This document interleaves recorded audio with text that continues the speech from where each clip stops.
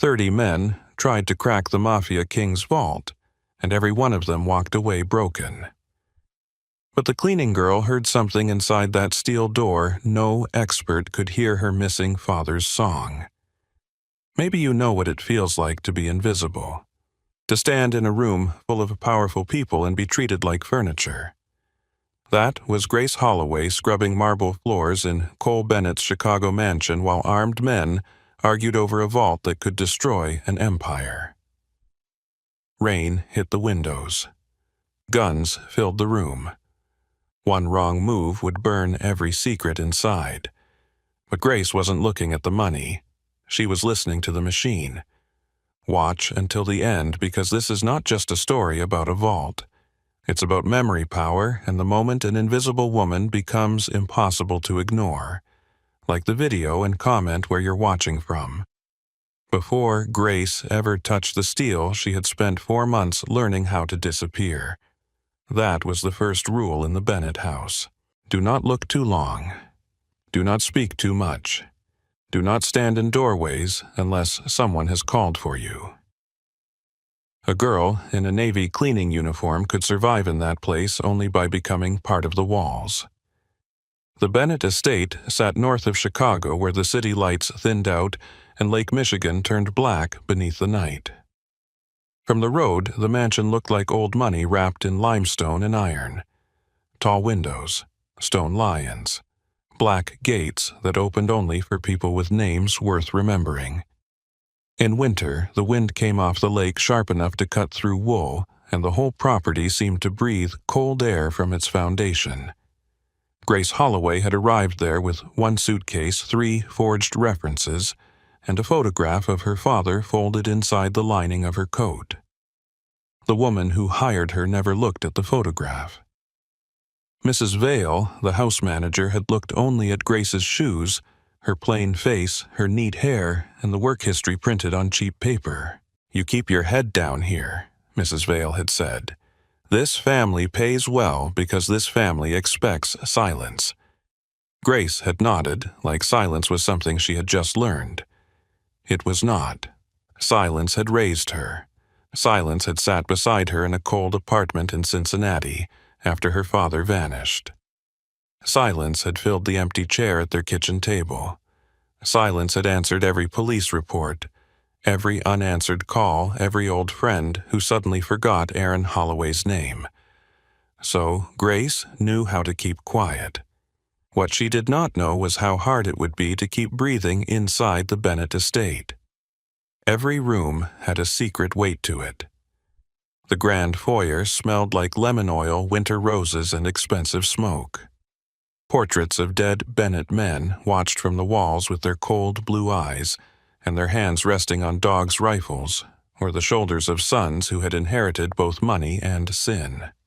At night, guards moved through the hallways with soft steps and hard faces. Their jackets never hung naturally. There was always a gun beneath the cloth. Grace noticed everything. She noticed that the east hallway cameras blinked twice before resetting at 2:15 in the morning. She noticed that the guard named Thomas liked black coffee with 6 sugars and often forgot to lock the archive room after his 3rd cup. She noticed that Mason Rourke, Cole Bennett's second-in-command, never entered a room without checking the mirrors first. Most of all, she noticed Cole Bennett. No one in the house said his name casually. They said Mr. Bennett or boss or nothing at all if he was close enough to hear. He was 34, but the house bent around him like he had been ruling it for a century. Tall, dark-haired, always dressed in charcoal or black, he moved through the estate with the calm of a man who knew every exit and every betrayal before it happened. He did not shout often. That made people fear him more. Grace had first seen him on her second night standing in the library with a glass of whiskey untouched in his hand. He was staring at a portrait of his father, Patrick Bennett, the dead king of Chicago's underworld. The fire threw gold across Cole's face, but it did nothing to warm him. His jaw was tight. His eyes were fixed on the painted man above the mantel, as if he were waiting for the dead to confess. Grace had come in with fresh towels and a silver tray. She had kept her head lowered just as Mrs. Vale instructed. Cole had not turned around. "You are new," he said. His voice was quiet and rough like gravel under a tire. Grace stopped near the doorway. "Yes, sir. Do you always walk that softly?" She felt her fingers tighten around the folded towels. "When people pay me to clean, they usually prefer not to hear me doing it." For a second the room held still. Then Cole looked at her. Not at her uniform. Not through her. At her. It lasted only a heartbeat, but Grace felt it like a hand against her throat. "Smart answer," he said. "I can give a quieter one." Something almost like amusement touched his mouth, then disappeared. "Leave the tray." She did. Then she left before her face could betray anything. After that, she learned his routines the way she learned everything in that house. Cole slept rarely. He held meetings after midnight.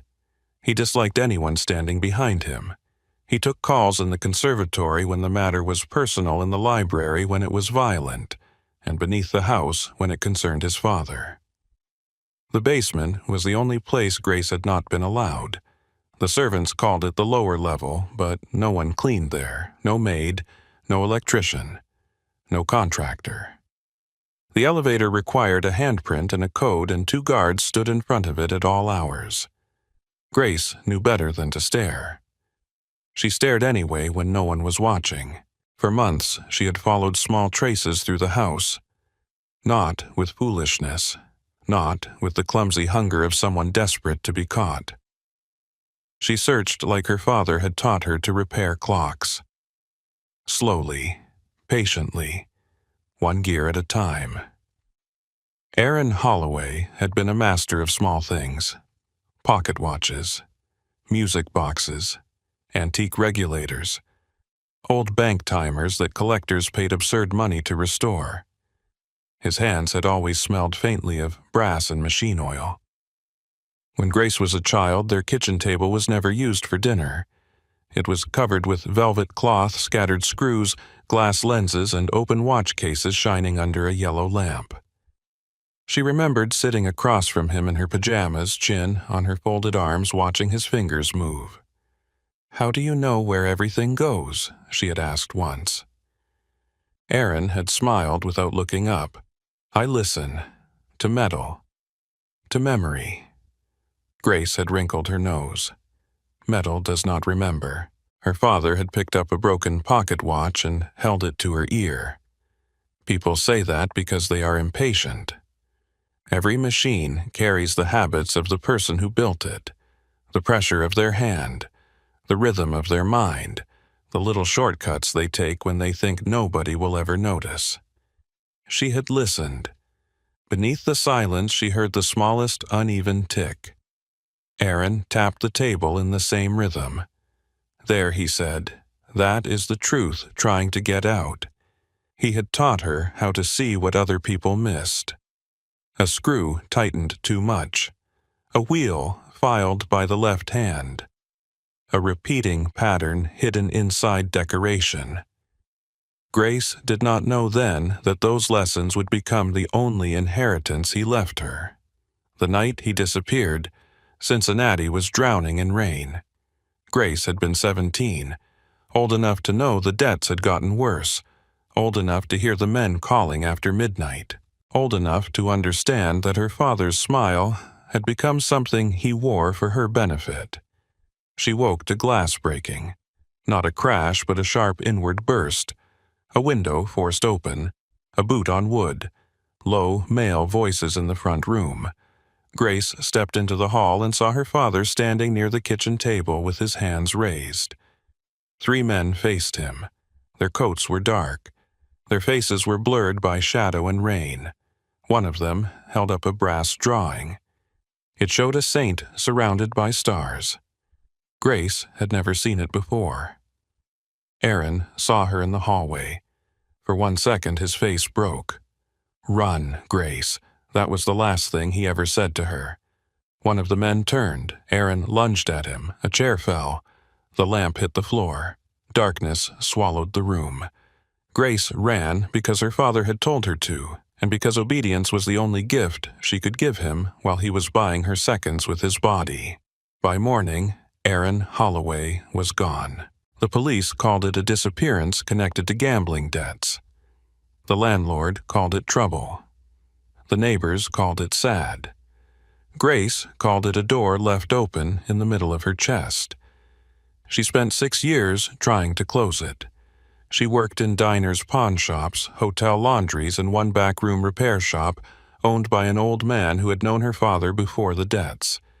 She read stolen files, followed rumors, and learned which questions made people stop talking. Sometimes she found nothing. Sometimes she found a whisper, a rich family in Chicago, a secret commission, a vault no bank would insure, a symbol of a saint and stars. The Bennett name came to her in pieces, never clean, never direct. Men lowered their voices around it. Women glanced at exits. A watch dealer in Cleveland told her Aaron had once been seen with Patrick Bennett's courier. A former prison accountant told her Patrick had paid millions for a mechanical security system that no computer could break. A dying bookie in Toledo told her the thing had been built under the lake house. Then he had spat blood into a napkin and told her to forget her father if she wanted to keep breathing.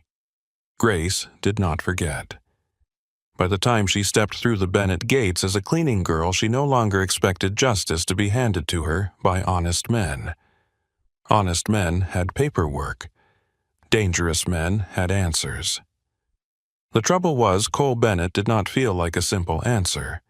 He had inherited the empire after Patrick died of a sudden stroke 3 months before Grace arrived. The newspapers called Patrick Bennett a businessman, philanthropist, and private investor. The streets called him a king. The federal government called him a target, though never loudly enough to make anything stick. Cole inherited all of it. The lakefront estate, the city clubs, the trucking routes, the judges who smiled too quickly, the soldiers who obeyed because they feared the Bennett name more than prison. He also inherited Patrick's enemies, and they had been waiting for the old man to die. Grace saw the pressure tightening around him day by day. Men came into the estate with red faces and left with gray ones. Lawyers arrived before breakfast. Cars idled near the gate with lights off. Once, while cleaning the back stairs, Grace heard Mason Rourke say the word subpoena into a phone, with enough hatred to make it sound like a curse. Federal agents were coming. Everyone in the house knew it, though no one said it in front of the staff. Cole changed after that. He became sharper, quieter. He held meetings in rooms Grace was not allowed to enter. He stopped drinking the whiskey he poured. He walked the halls at night as if measuring the distance between loyalty and ruin. Once, near dawn, Grace found him in the conservatory with his shirt sleeves rolled to the elbows and blood on his knuckles. Not much, just enough to suggest somebody else had lost more. She entered with a bucket and froze.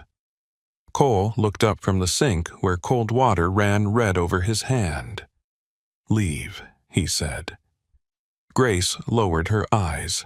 "Yes, sir." But before she stepped out, she saw what lay on the counter beside him.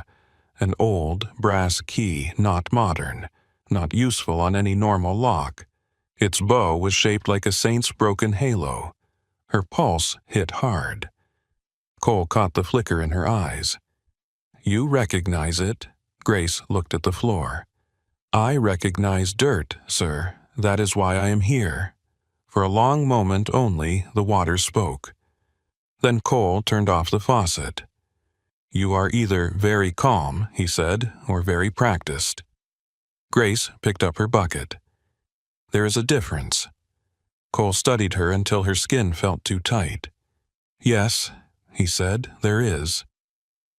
After that, she became more careful. Not because she feared Mason, though she did.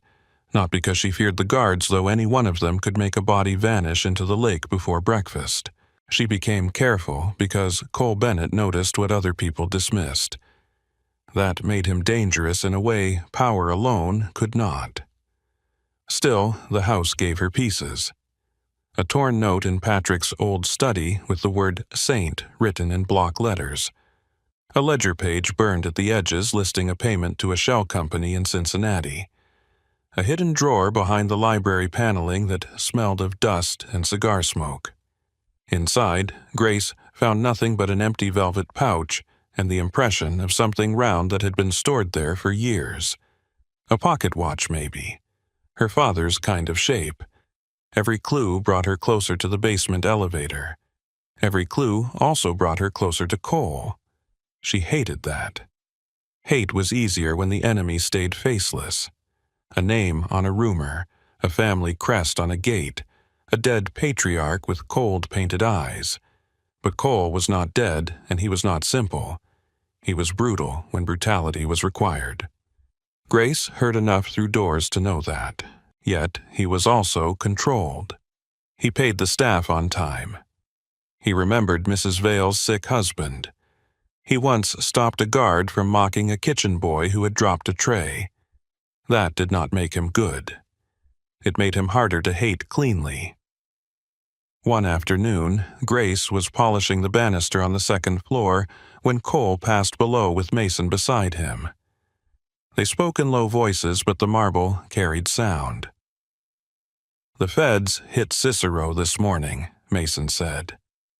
Cole kept walking. They were supposed to. Mason glanced at him. "You gave them Cicero. I gave them a room full of men already looking for reasons to betray me." Mason smiled faintly. "Your father would have called that wasteful. My father kept snakes because he liked watching them bite each other. And you," Cole stopped at the bottom of the stairs. Grace lowered her head over the railing, pretending to buff a spot that did not exist. Cole's voice turned colder. "I prefer knowing which ones still have teeth." Mason said nothing. Cole looked up then, directly at Grace. She did not move. His eyes held hers for half a breath. Not long enough for accusation. Long enough for warning. Then he walked on. Grace's heart took several seconds to remember its rhythm. That night she dreamed of her father's hands. Not his face, not his voice. Only his hands chained above a workbench, still trying to build something beautiful for men who deserved only ruin. She woke before dawn with her fingers curled around the photograph beneath her pillow. In it, Aaron Holloway stood outside their old shop in Cincinnati, smiling into sunlight. He wore a brown vest, his sleeves rolled up, his hair messy from work. Grace stood beside him at 13, all elbows and stubborn chin, holding a pocket watch too proudly for a girl who had only cleaned the case. On the back, in Aaron's slanted handwriting, were 6 words, "For Grace, who hears the truth." She pressed the photograph to her chest until the paper softened with warmth. Later that morning, the estate changed. Grace felt it before anyone spoke. The guards doubled. The gates remained closed. Phones rang and rang. Men who usually smirked at maids moved through the halls with white mouths and short tempers. Mrs. Vale ordered the staff to stay above the first floor, then vanished into the service office and locked the door. By noon, 3 black SUVs arrived. By 2, a helicopter circled once over the lake and disappeared into the clouds. By evening, Dr. Felix Calder walked through the foyer carrying equipment cases worth more than Grace had earned in a year. He was thin, silver-haired, and dressed like a man who believed money could protect him from consequences. He spoke to no one beneath his social rank and wiped his hands after touching the elevator rail. Grace watched from the laundry passage as Cole met him. "Can you open it?" Cole asked. Felix smiled. "Mr. Bennett, there are only 3 systems in the Western Hemisphere I have not defeated." And this Felix looked toward the guarded elevator. "This will make 2. Mason laughed once. Cole did not. Grace felt the house inhale. The lower elevator opened that night. Not for her. Never for her. But when powerful men panic, they become careless with invisible people. A tray of coffee was requested for the lower level. Mrs. Vale refused to send one of the younger girls. The guards were tense, and tense men made mistakes with women they thought would not complain. Grace volunteered before her own fear could stop her. Mrs. Vale looked her over. "Take the tray down. Leave it on the table. Do not look around." Grace nodded. The elevator descended slowly, humming through concrete and steel. With every floor it passed, the air grew colder. Grace kept both hands on the tray so no one would see them shake. When the doors opened, she smelled cigars, hot metal coffee, and fear. The underground room was larger than she expected. Not a basement. A bunker. Reinforced walls. Screens filled with security feeds. A long table covered with open laptops, weapon parts, and old paper files. Men stood everywhere, armed and restless. At the far end of the room was the vault. The Iron Saint. Grace nearly dropped the tray. For 6 years the symbol had lived in her memory like a wound. Now it stood before her in black steel and brass, taller than a man, wide as a chapel door, carved with saints, stars, rivers, and rings of tiny mechanical markings. Her father's work covered every inch of it. Not copied, not inspired. His. Grace knew it the way a child knows the sound of footsteps in a hallway. The uneven spacing, the hidden humility of the design, the way beauty had been used to disguise function. Her throat closed so hard she had to force herself to breathe. Felix Calder stood in front of the vault with sensors attached to the outer ring. Sweat shone at his temples. Cole stood behind him still as judgment. Mason leaned against the table, arms crossed, gun visible beneath his jacket.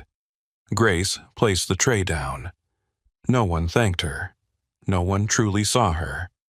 Good.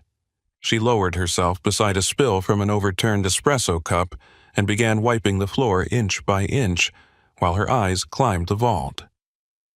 Felix worked for another hour. Then another. The room slowly became a cage of failed confidence. First, he stopped joking.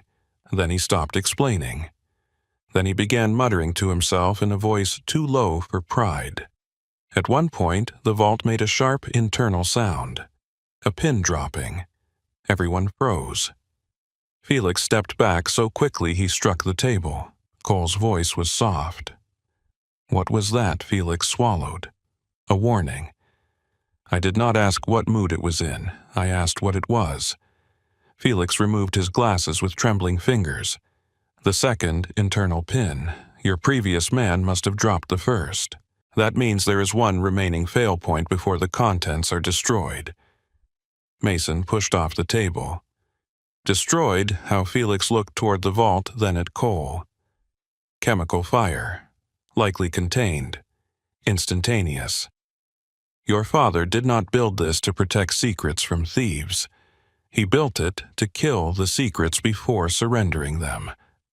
The room went quiet. Cole looked at the vault for a long time. Grace saw his reflection in the brass. He did not look afraid. That would have been easier to understand. He looked wounded, like the dead man inside the walls had reached out and struck him. My father, Cole, said always did enjoy a final word. Felix packed his equipment with clumsy hands. Cole turned his head. Where are you going? Felix froze. I cannot open it. Cole walked toward him. The men around the room seemed to shrink without moving. I brought you here because you told me no machine alive could keep you out. Felix's mouth worked twice before sound came. This machine is not alive. That is the problem. Cole stopped inches from him. The drives inside that vault keep federal prosecutors from turning my family into a museum exhibit. They keep half this city from pretending they never shook my father's hand. They keep my enemies from carving up everything I own before sunrise. Felix looked almost sick. Then I suggest you pray, Mr. Bennett. For a second, no one breathed.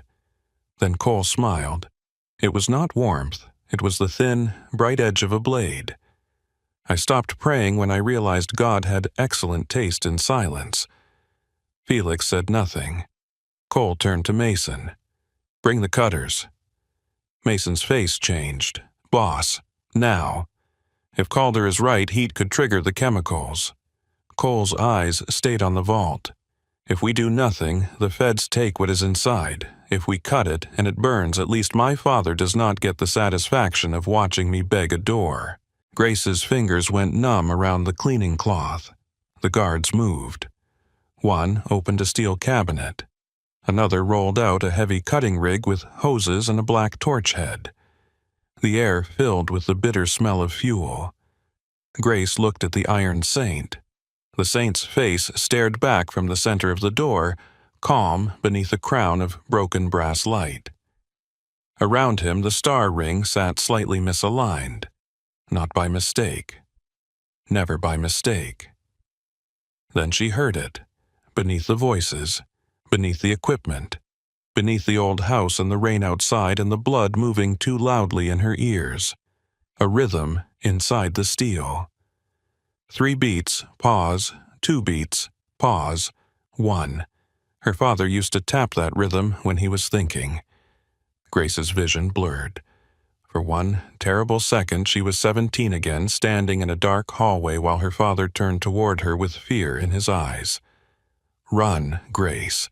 But she was not 17 anymore, and she had run far enough. Cole lifted one hand, signaling the cutter forward. Grace stood. The room did not notice at first. Invisible people had to make noise to become real, so she spoke. Don't cut it. Her voice was not loud. It did not need to be. The word moved through the room like a match dropped in gasoline. The cutter stopped. Mason turned first, then the guards, then Felix, pale and stunned. Cole Bennett turned last. His eyes found her standing beside the spilled coffee, a cleaning cloth in one hand, her heart climbing out of her chest. What did you say? Grace looked past him to the vault her father had left behind. I said, don't cut it. If you break the outer seal, the pressure shift will shatter the chemical vials before the blade reaches the second plate. No one moved. Cole took one step toward her. The room seemed to darken around him. And how would a cleaning girl know that Grace's mouth went dry?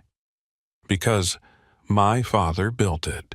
Because I have been looking for this door for 6 years. Because every powerful man in this room missed the one thing grief taught me to hear. She said none of that. Not yet. She tightened her grip on the cloth and lifted her chin.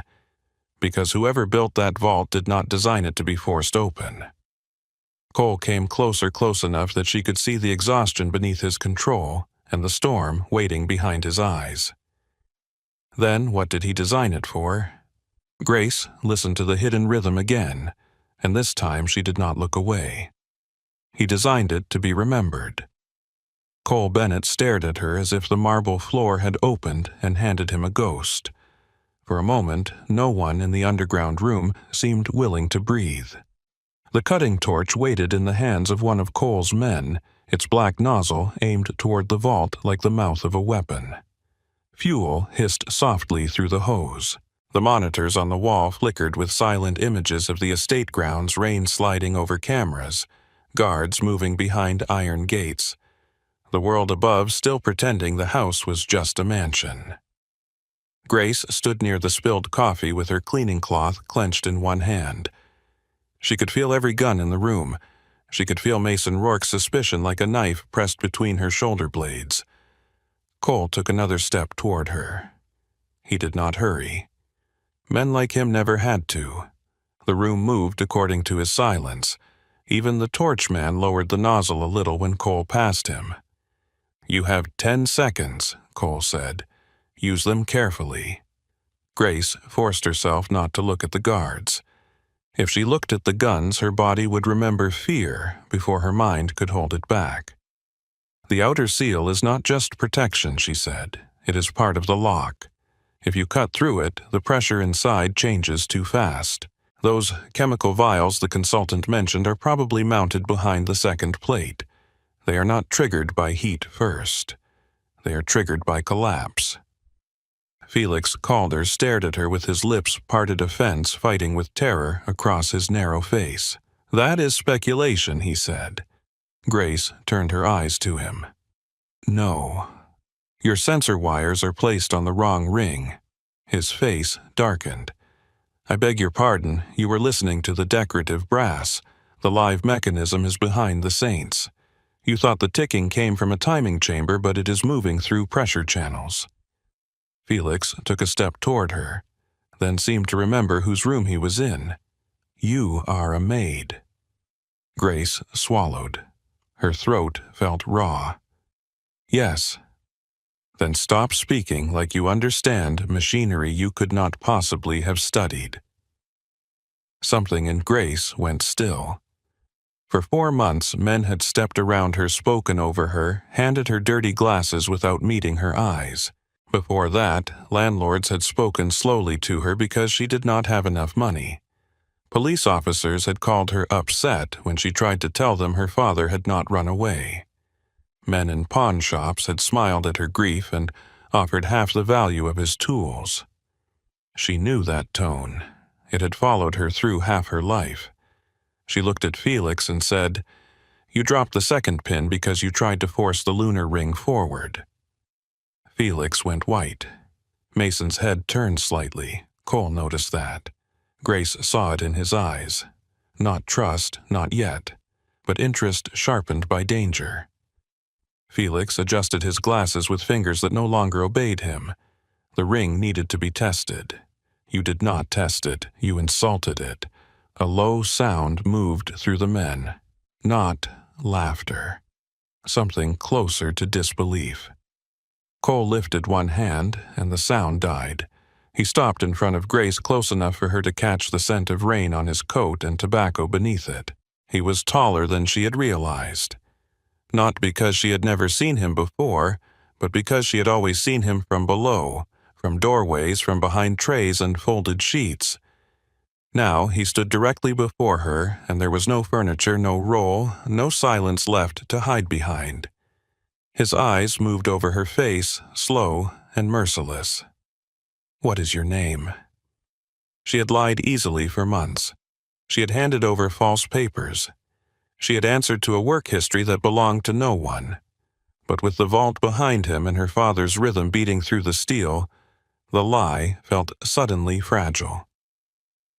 "Grace," she said, "I know what the staff calls you. I am asking what your name is." Her pulse stumbled. Mason moved closer. "Boss, enough. She has been inside this house for months. We do not know who sent her."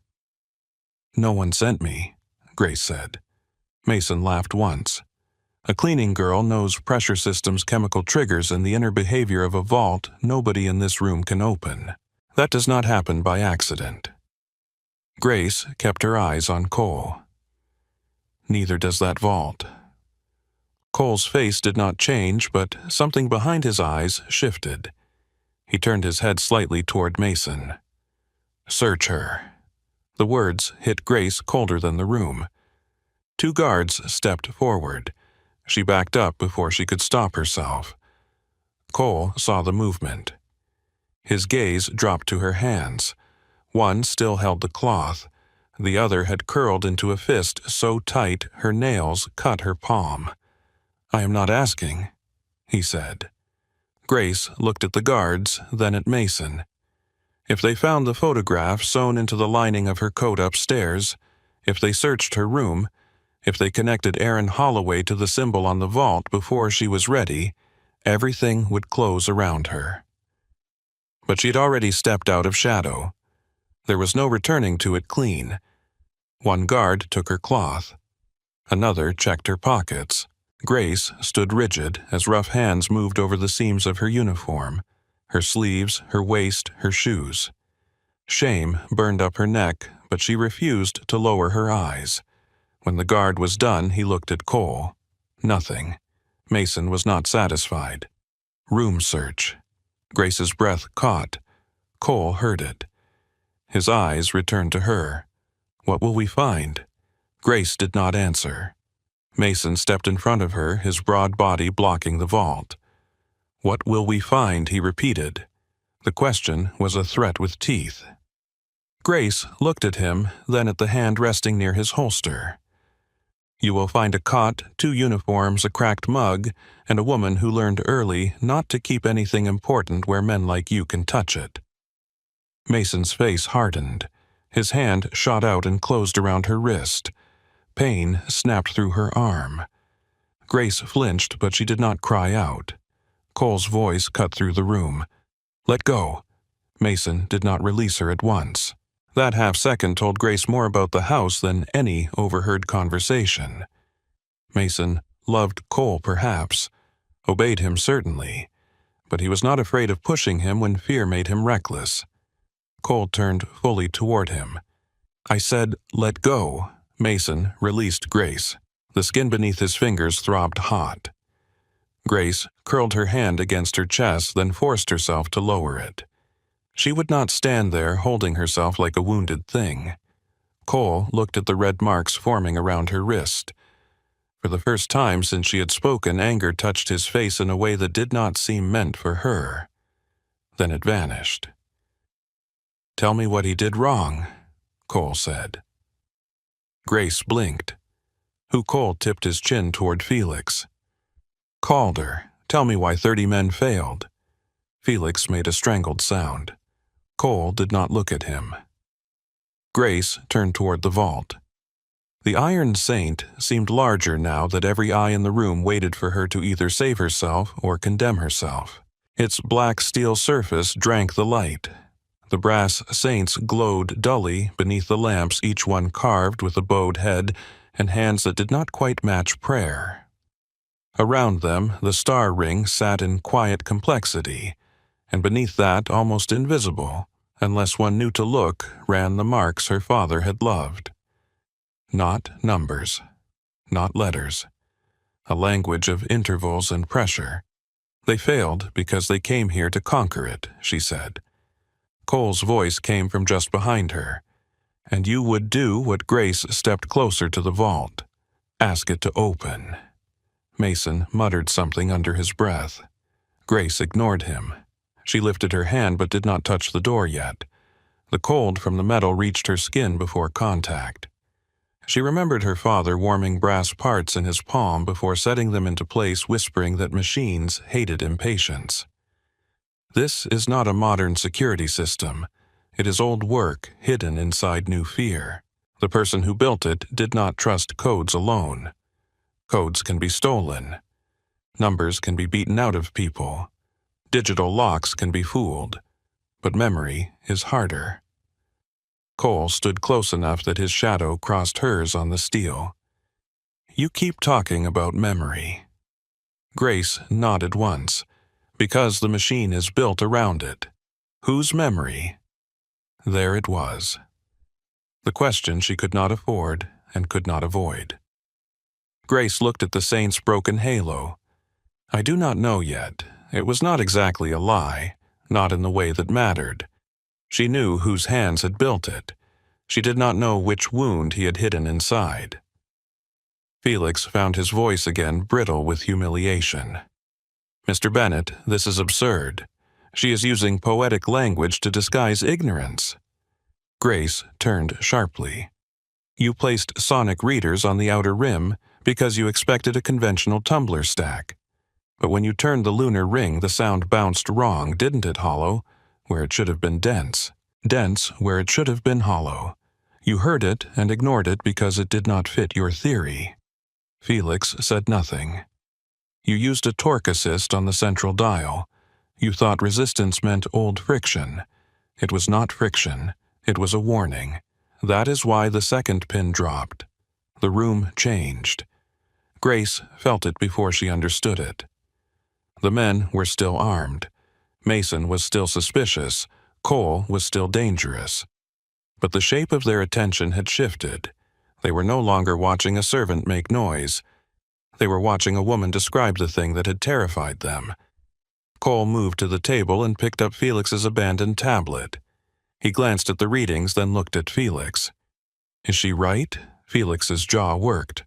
Partially. Cole's stare hardened. Is she right? Felix looked away. Yes. The word landed heavily. Grace closed her eyes for 1 second. Not relief. There was no room for that yet. Cole set the tablet down. How long do you need? Grace opened her eyes. To know if I can open it? To open it. Her mouth went dry. You think I can?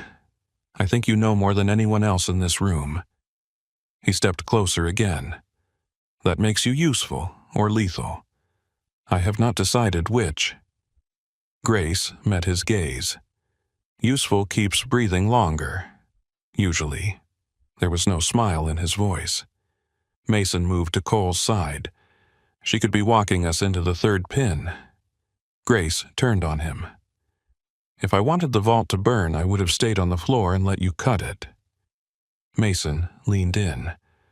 Or you stopped us because whatever is inside matters to whoever owns you. No one owns me. The words came out too fast, too sharp. Cole heard that too. His eyes narrowed slightly, not with suspicion alone this time. With recognition. He knew what a wound sounded like when it spoke before a thought could dress it. No, he said quietly. Grace looked away first. That small loss made her furious. Cole turned toward the guards. Clear the noise. Mason frowned. Boss, radio's off, phone's out. Nobody moves unless I tell them. The men hesitated only for a breath. Then radios clicked silent. Phones were placed on the table. Boots shifted once, then stopped. The room tightened into stillness. Grace heard the vault more clearly. 3 beats. Pause. 2. Pause. 1. Not steady enough to be a clock. Too deliberate to be damage. Her father had called those rhythms fingerprints. Cole stood near her left shoulder. You said the live mechanism is behind the saints. Yes. Then start there. Grace looked at him. If I start and I am wrong, the third pin could drop. I know. You need to understand what that means. I understand losing everything. No, Grace said, and her voice softened despite herself. I mean, you need to understand that I might not be able to stop it once it begins. Cole's face was close now, lit by the cold white lamps and the brass reflection from the vault. He looked exhausted in a way only power could make a person exhausted. Not weak. Never that. But stretched thin over too much inheritance, too many enemies, too many dead hands still gripping his life. My father built this room under my feet and never gave me the key, he said. The federal government is at my gate. Half my allies are waiting to see if I bleed. My enemies are probably drinking to my funeral already. His gaze did not leave hers. So begin. Grace looked at his hands. They were still. No tremor, no wasted movement. She wondered if a man like Cole Bennett had ever been allowed to be afraid in a way anyone could see. Then she turned back to the vault.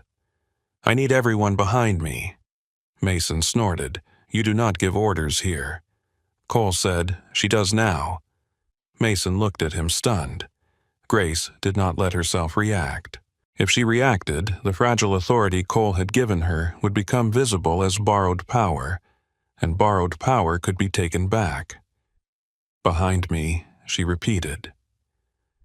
The men shifted away from the vault. Grace stepped forward until her shoes nearly touched the base. The steel rose above her, black and cold and impossible. Up close, she could see the tiny scratches left by failed tools. The experts had wounded the surface without understanding the body beneath. She lifted her right hand, stopped. Her wrist still ached where Mason had grabbed it. Fine pressure control. She had said it to shame him, but it was true. The slightest tremble could turn a listening touch into force. She flexed her fingers once. Cole noticed. Without speaking, he stepped to Mason, took a folded white handkerchief from his own pocket and held it out to Grace. For a second, she did not understand. Then she saw his eyes move to her wrist. A strange heat moved through her chest, unwanted and unwelcome. She took the handkerchief and wrapped it around the reddened skin tight enough to steady the joint. "Thank you," she said, barely above a whisper. Cole's answer was just as quiet. "Do not make me regret it." That almost brought a laugh out of her. Not because it was funny, because the room was full of guns a vault could burn an empire to ash, and the most dangerous man in Chicago had just given her his handkerchief like they were standing in a ballroom instead of the belly of a criminal house. Grace placed her palm against the vault. Cold shot up her arm. She closed her eyes. For a moment, the underground room fell away. She was back in Cincinnati. Yellow kitchen light, rain on the window, her father humming low while a pocket watch lay open between them. "Do not force it, Gracie." She opened her eyes. "The outer ring is not aligned to today," she murmured. Felix could not stop himself. "Of course it is. I checked the astronomical table." Grace shook her head. "You checked the sky, not the grief." Cole heard her. She felt him hear it. Her fingers moved along the star ring, not turning yet, only feeling the carved points. Orion, Venus, the moon. Her father had never made anything decorative without giving it a job. The problem was not finding a date. The problem was finding the right wound. Patrick Bennett's birthday. Cole's birthday. The founding of the Bennett family business. The date of the estate purchase. Those would have been the experts' guesses. Too obvious. Too client-focused. Aaron Holloway would not have trusted a client with the heart of his mechanism. Grace listened to the rhythm again. 3, 2, 1. The night they took him. Her breath caught. Cole's voice came low from beside her. "What is it?" Grace did not answer. If she spoke, grief would spill out, and she needed her hands more than she needed the truth. She gripped the outer ring. It was heavy, so heavy that for one terrible second she thought it would not move for her. Then she shifted pressure downward, instead of sideways, just as her father had taught her when a mechanism wanted humility before motion. The ring gave. A deep mechanical click rolled through the vault. Every gun lifted. Grace froze. The sound continued traveling inward through layers of steel. Not the sharp, fatal drop of a pin. Something wider. Older. A breath moving through a sleeping body. Mason whispered Jesus. Cole did not whisper anything. Grace turned the ring slowly. Not to the current sky. Not to Patrick Bennett's secrets. To a winter night in Cincinnati 6 years ago when rain had covered the windows and a girl had learned that a house could become empty between one heartbeat and the next. The final star slid into place. A soft hiss escaped from behind the saints. The lights above the vault flickered once. Felix backed away so fast his hip struck the table. "That is the vacuum seal," he said, stunned. Grace kept her hand on the ring. "No, that is the first apology."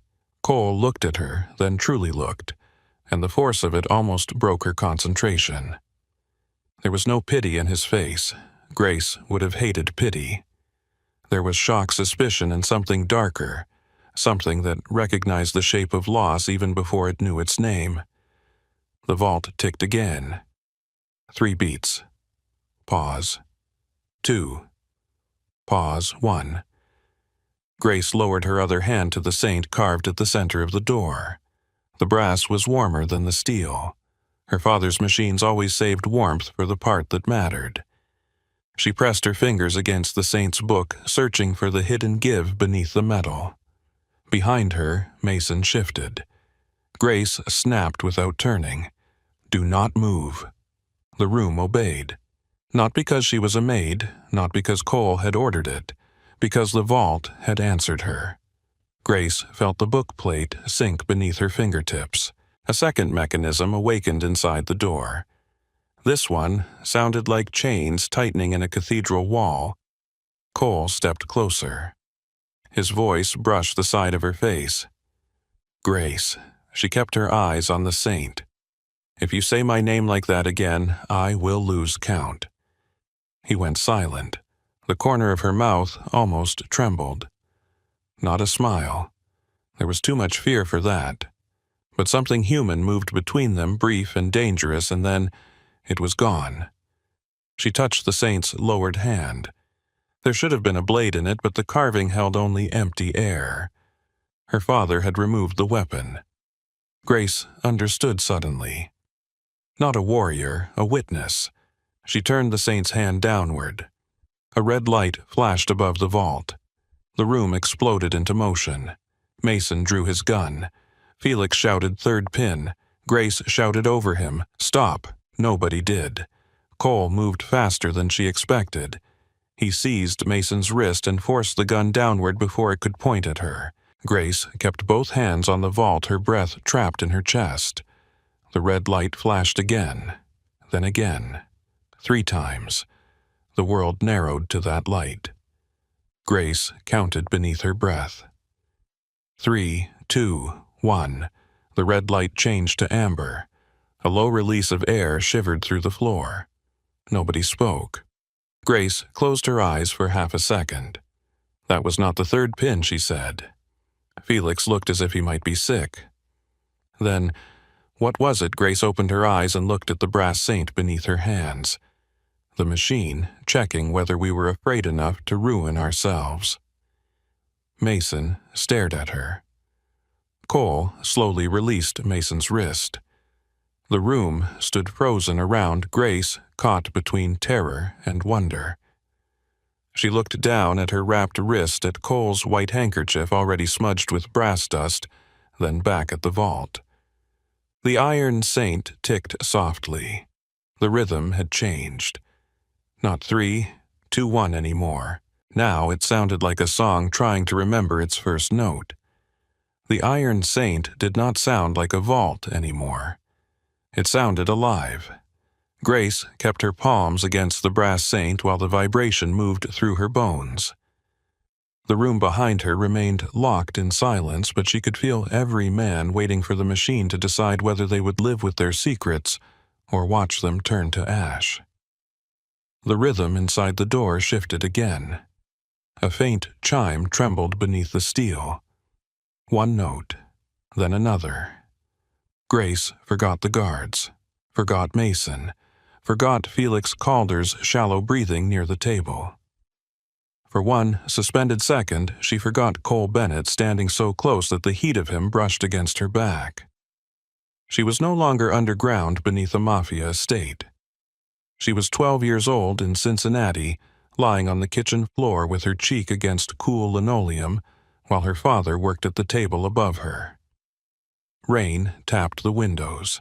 The old radio had gone in and out with static.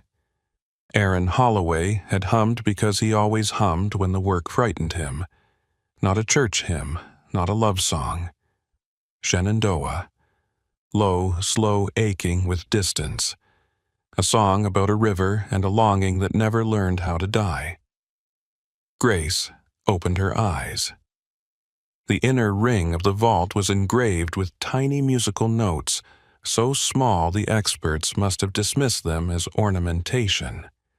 They wrapped around the saint's halo in a delicate curve. Some were raised, some were sunken. Some had tiny notches beside them like scratches from careless tools. They were not careless. Her father never scratched anything by mistake. Grace lifted her wrapped wrist and touched the first note. Nothing happened. She touched the second. The vault clicked softly. Felix inhaled. Grace ignored him. She closed her eyes and heard her father's voice beneath the memory of rain. "Slow, Gracie. Do not chase the melody. Let it come to you." She pressed the third note, then the fifth, then the second again. The brass yielded beneath her fingertips like piano keys buried in a wall. Each touch woke a sound deep inside the iron saint. Not loud, not pretty, more like a giant music box turning in its sleep. Cole leaned closer, his voice barely above breath. "What are you doing?" Grace did not look at him. Listening to what? To a man who did not want to be forgotten. Cole went still. The words had slipped out before she could stop them. Too much truth. Too naked. In this room, truth was more dangerous than any weapon. But the vault was singing now, and Grace could not pull herself back into the safe shape of a servant. She pressed the next note. A lower chime answered. The floor trembled. The amber light above the vault steadied. Felix whispered impossible. Grace almost smiled.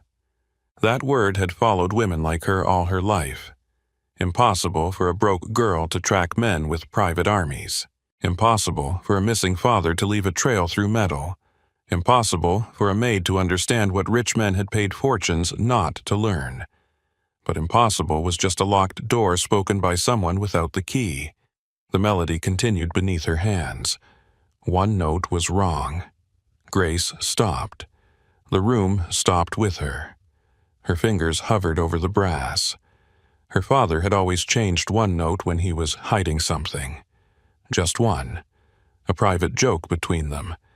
When Grace was little, she would call him out on it, and he would laugh, delighted that she heard him. She found the wrong note. Not wrong. Waiting. She pressed it. For half a second, nothing happened. Then, the iron saint rang. The sound burst from the vault in a deep metallic wave that rolled through the bunker and shivered through every glass on the table.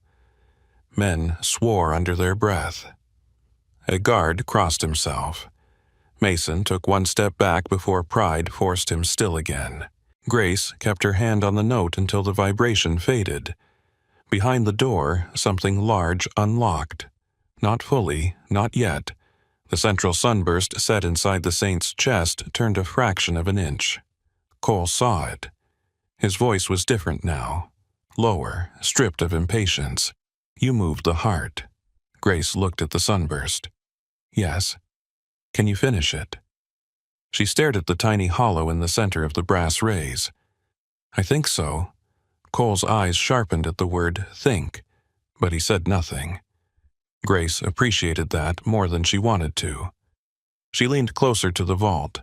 The sunburst was beautiful, almost painfully so. Dozens of thin brass rays spread out from the center, each engraved with marks too fine for ordinary eyes. The experts had scratched 2 of the rays trying to pry them up. Grace felt anger flare in her chest, hot and personal, as if they had cut her father's skin. She ran her thumb over the scratches. You deserved better, she whispered. Mason heard her.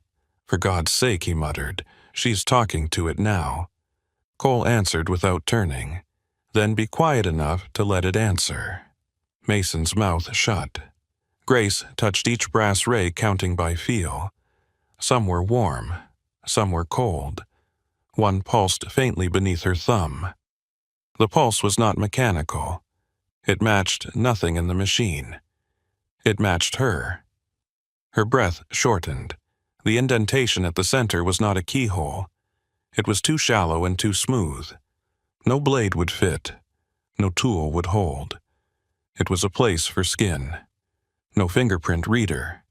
No scanner. Nothing digital. Pressure. Pulse. Her father had built the final mechanism for a living hand. Grace saw him as clearly as if he stood beside her. Aaron Holloway bent over a bench working by a lamp in a place he never wanted to be hiding one small mercy inside a monster. He could not know whether Grace would ever find it. He could not know whether she had lived, whether she had forgiven him for telling her to run, whether she still remembered the song. But he had built a door that would not open for force. Only for patience. Only for memory. Only for a hand steady enough to love what it had lost. Grace pressed her thumb into the hollow. The brass was warm. Too warm. Her heartbeat leapt against it. Inside the vault, the mechanism answered with a faint ticking that followed her pulse. Fast at first. Frightened. The amber light flickered. Felix said, "Her heart rate is too high." Grace closed her eyes. Cole's voice cut softly through the panic. Everyone silent, no one moved. Grace tried to breathe slower. It did not work. The room was too cold. Her wrist hurt. Her father might be dead. Cole Bennett was behind her with an empire hanging on her hands. 30 men had failed before her, and if she failed now, every answer she had chased for 6 years would burn inside a steel tomb. Her pulse jumped again. The amber light flashed red. Mason hissed a curse. Grace's thumb trembled in the hollow. Then Cole moved. Not enough to startle the vault, not enough to touch her hand. He stepped closer until his chest nearly brushed her shoulder, then lowered his voice to a place only she could hear. Grace. She did not open her eyes. I told you not to say my name like that. I know. His breath was warm near her ear. Listen to me anyway. A strange laugh almost broke through her fear. It came out as a shaky exhale. Cole continued quiet and controlled. There are men in this room who have killed for less than what you know. There are federal agents coming for me before dawn. There is a vault in front of us built by a dead man who hated simple answers. Grace swallowed. Is this supposed to calm me? No. His voice softened by a shade. It is supposed to remind you that you are already standing in the worst of it. Her breathing caught, and you are still standing. The red light flickered. Grace focused on the sound of his voice because it was steadier than the room, steadier than her fear. She did not trust him. She could not. But in that moment, he gave her something no one had offered since her father disappeared. Not pity. Not dismissal. Ground. Her pulse slowed. The vault listened. The red light faded back to amber. Cole did not move away. Grace opened her eyes. The sunburst waited. She kept her thumb in the hollow and placed her other hand along the outer rays. The final turn would require pressure in 2 directions at once. Not strength. Balance. The kind her father used when setting a balance wheel thinner than a strand of hair. Her wrist throbbed beneath Cole's handkerchief. She ignored it. On my count, she whispered. Cole said, Your count. Grace stared at the saint's face. The brass eyes seemed almost sad. 1. The vault ticked with her pulse. 2. Somewhere deep inside, metal shifted. 3. Grace pressed inward with her thumb and turned the sunburst counterclockwise. It resisted. Hard. Pain shot through her injured wrist. She bit the inside of her cheek and kept turning. The resistance grew sharper. The vault wanted to snap back. Her thumb burned against the brass. The old wound of grief opened behind her ribs, and for one wild second she thought of letting go, letting the machine decide, letting the secrets burn with the men who had built their lives around them. Then she remembered Aaron's hands guiding hers over a broken watch. Never punish the machine for the man who misused it. Grace shifted her grip. The sunburst moved. A quarter turn, exactly. The sound that followed was not a click. It was thunder. Massive steel bolts withdrew inside the door, one after another, each one striking through the room like a hammer against the bones of the house. The table shook. Coffee rippled in white cups. The monitors flickered. Somewhere overhead, alarms began to chirp and then died before they became screams. The Iron Saint exhaled. Cold air spilled from the seam of the vault door, carrying the scent of dust, old paper leather machine oil, and something faintly sweet that Grace could not name. For a moment, nobody moved. Then the door shifted outward by an inch. Only an inch. Enough to prove the impossible had happened. Grace pulled her thumb from the hollow. The brass had left a red circle pressed into her skin. She stared at it, unable to breathe. Felix Calder sank into the nearest chair as if his bones had been cut. Mason stepped forward slowly, his face emptied of mockery. The guard with the torch lowered it to the floor. Cole did not look at the vault. He looked at Grace. That was when her knees almost gave. Not during the red light. Not during the final turn. Not while 30 armed men watched her hands decide the fate of an empire. After, when the silence made room for what she had done. She reached for the edge of the vault to steady herself, but Cole's hand came first. His fingers closed around her elbow, firm and warm. Not ownership this time. Support. Grace hated that she needed it. She hated more that she did not pull away. The vault door groaned as 2 of Cole's men stepped in and drew it open wider. The sound was enormous, a long steel moan rising from the foundation. The gap became a doorway. The darkness inside gave way to shelves, rows of black drives, leather-bound ledgers, bundles of documents sealed in wax, old photographs, stacks of bearer bonds wrapped in yellowing paper. The private skeleton of the Bennett Empire lay neatly arranged behind a door no living expert had been able to open. Mason recovered first. "Secure it," he barked, though his voice lacked its earlier certainty. Men rushed forward with black cases. The room broke into motion around Grace, but it felt distant, as if she stood underwater. She watched them remove files that could destroy judges, senators, companies' families. Secrets wrapped in leather and plastic. Lives reduced to proof. This was what Patrick Bennett had protected.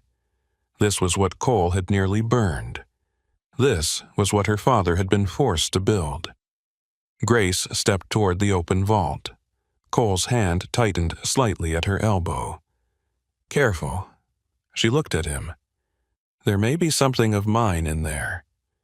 His eyes narrowed, but he released her. Grace entered the Iron Saint. The air inside was colder than the room outside. Her shoes touched a steel floor polished smooth as black ice. The interior walls were lined with tiny brass channels, all feeding toward the door, all part of the mechanism she had awakened. Up close, she could see the beauty hidden behind the threat.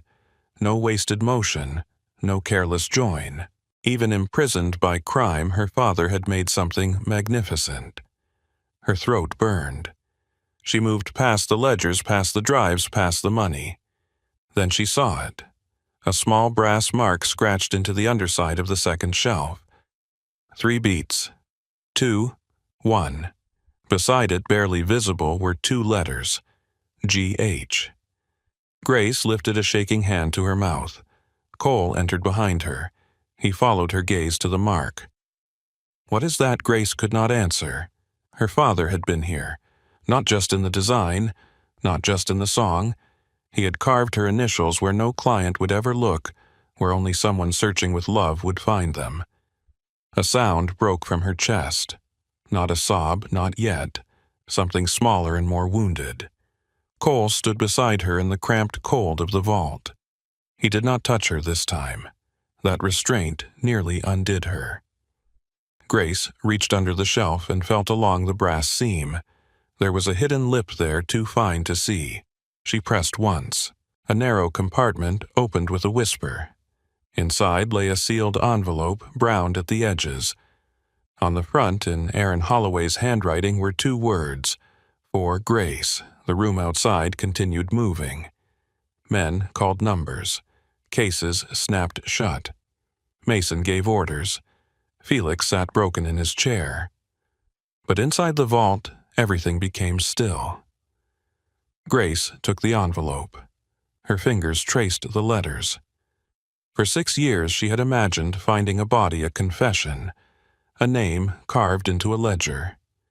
She had prepared herself for proof of death, for proof of betrayal, for something ugly enough to match the hole he had left behind. She had not prepared herself for her father's handwriting. Cole saw her face. His voice came low. Grace. This time she let him say it. She turned toward him with the envelope held against her chest.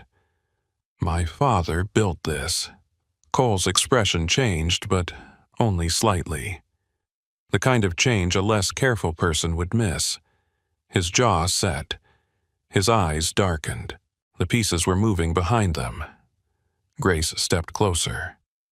"My father built your vault." Cole said nothing.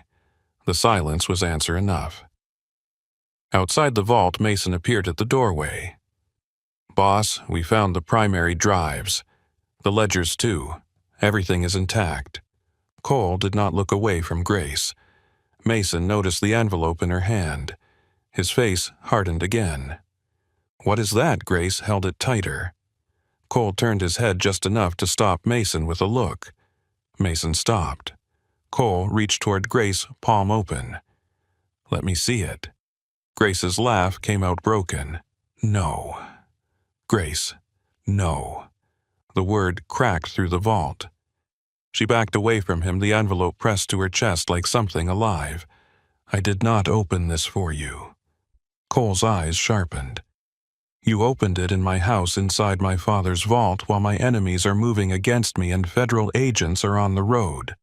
I opened it because my father left me a way in." Mason stepped into the doorway. "That is enough." Grace turned on him with tears standing in her eyes.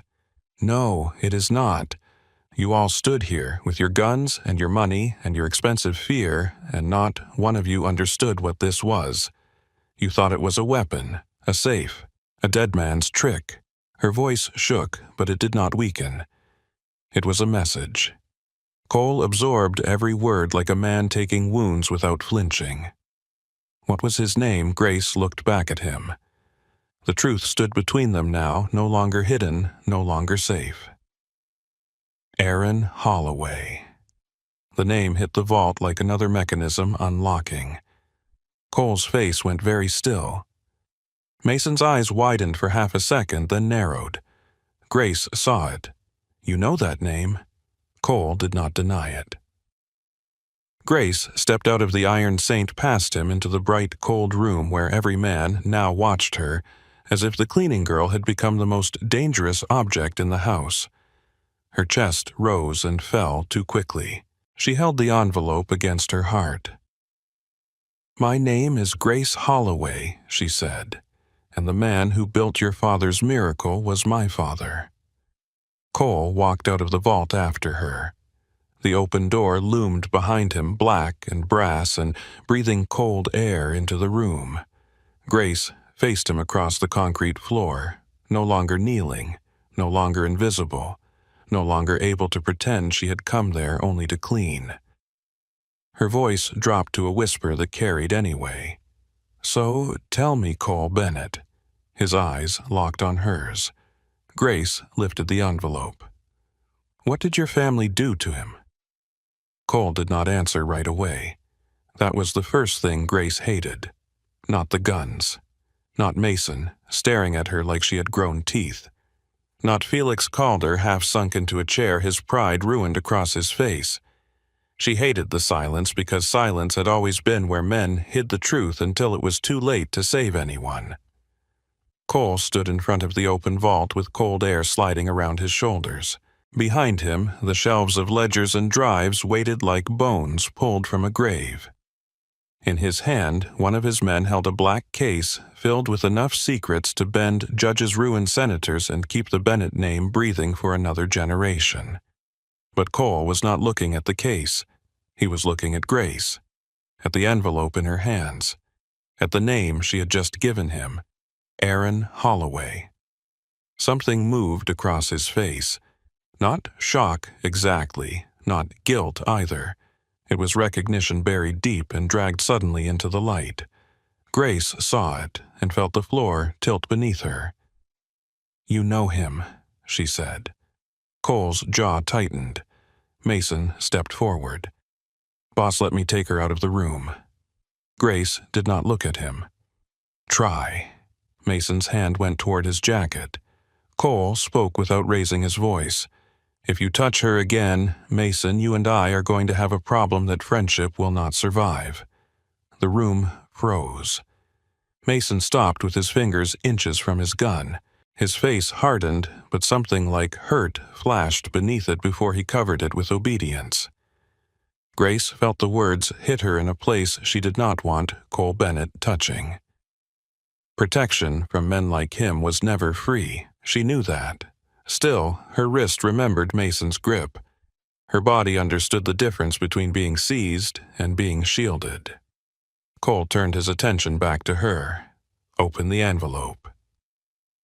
Grace's fingers tightened around it. No, it has your name on it. That is why you do not get to order me. A few of the guards looked at one another. No one spoke that way to Cole Bennett, not in his own house, not underground, not surrounded by men who knew how to make bodies disappear into lake water. Cole came closer, slowly. Grace's pulse jumped, but she held her ground. His eyes dropped to the envelope, then rose back to hers. I knew your father's name, he said. I did not know you existed. The admission struck hard and strange. Grace wanted to call him a liar, wanted to throw the envelope at his chest, wanted to demand every missing year back with interest. But his voice did not sound like a man dodging blame. It sounded like a man stepping carefully around something loaded. She slid one finger under the old seal. The paper gave with a faint tear. Inside was a single sheet folded twice, and a brass sliver no longer than a matchstick. Grace knew what it was the moment it touched her palm. A balanced spring fragment. Her father used to tuck them behind her ear when she was little and call them moon curls. Her eyes blurred. She unfolded the page. The handwriting was Aaron's, but rougher than she remembered. More pressure, less grace. As if he had written quickly with someone watching. My Grace. If you are reading this, then you found the saint. I am sorry I built a door out of your grief. I had no other way to leave a path that only you could follow. Do not trust the first story they give you. Patrick Bennett commissioned the vault, but he did not take me from Cincinnati. He paid my debt and promised me passage out. I believed him because I was tired and because I wanted to come home to you clean. I never reached the plane. The rest of the letter was stained, the ink dragged by water or sweat. Grace read through the broken lines, each word cutting deeper. Cross took me. He wants machines that do not merely lock people out. He wants machines that keep people in. If the saint opens, look beneath the king's secrets. Patrick kept proof. He feared Cross, though he would never confess fear aloud. The proof is inside the small iron box with no handle. Do not come alone. Do not trust mercy from men who profit from cages. I love you beyond time, Dad. The page shook in Grace's hands. Beyond time. Her father used to whisper that when she was small and afraid of thunder. Love does not stop because a clock does, Gracie. It waits beyond time. For 6 years, she had trained herself not to imagine him alive. Hope was too expensive. Hope could eat a person from the inside. She had wanted truth, even if truth meant a grave. But this letter was not a grave. It was a pulse. Grace pressed the paper to her mouth. A sound escaped her before she could swallow it. Cole stood still. That stillness mattered. He did not crowd her. He did not reach for the page. He gave her 1 human second in a room that had never been built for humanity. Then Mason shattered it. Cross, he said. As in Victor Cross. Cole's eyes did not leave Grace. Yes. The name changed the temperature of the room. Even the guards who had spent the night pretending fear was beneath them went quiet in a different way. Victor Cross was not just another rival. Grace had heard the name once in Toledo from a man who stopped drinking halfway through a sentence and walked out into freezing rain rather than finish it. Cole turned toward the open vault. There is an iron box on the lower shelf, he said. 2 men moved at once.